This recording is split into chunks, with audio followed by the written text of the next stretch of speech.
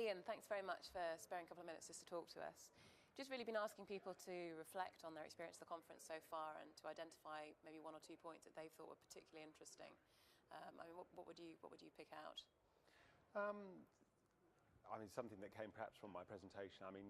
You see lots of different jurisdictions represented here, but at the same time, all jurisdictions are facing the same problems. I suppose it's always stark, the contrast between the US and Europe, and somewhat surprising.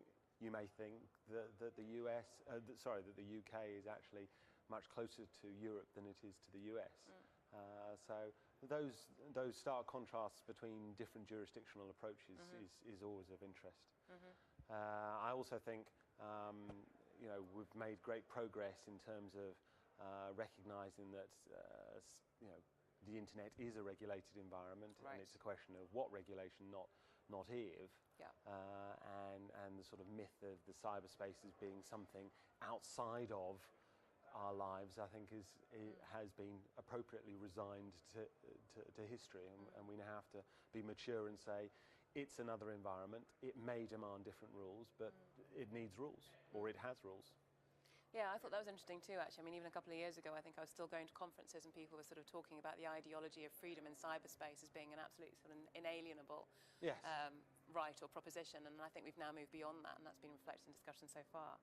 You were obviously speaking in a session yesterday which was looking specifically at the difference, if you like, in sort of legal and cultural contexts within which we're trying to deal with issues of security and safety, and you presented a fairly optimistic view.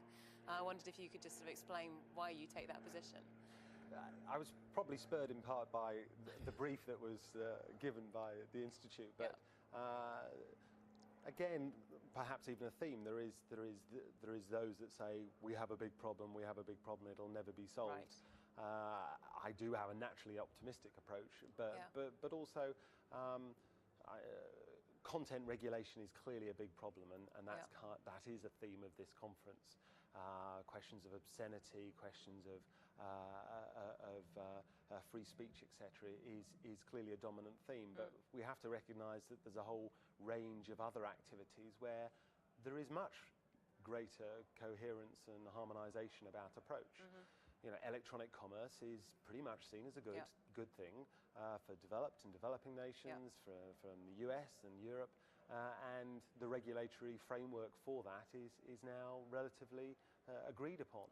Likewise, hacking and virus writing and computer fraud are all bad things, and we need to do something about it. I think it's enabled us to focus and say, well, there is less that we disagree about than we expect. And you also pointed obviously to some fairly good examples you thought where we were working together quite effectively to deal with those issues. So it's not even just a sort of theoretical, it's also a practical success in your view.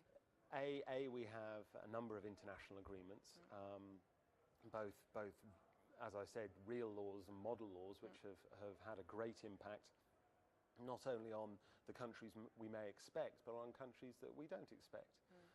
And the examples I was giving was countries like the People's Democratic Republic of Laos has a draft law on electronic commerce, which looks not terribly dissimilar to many other countries, from the US to Australia. So there is a great deal of harmonisation occurring through the development activities as much as lawmaking activities. So plenty of reasons to be cheerful, to use the phrase you brought up. Part one. Excellent. Thank you very much. Pleasure.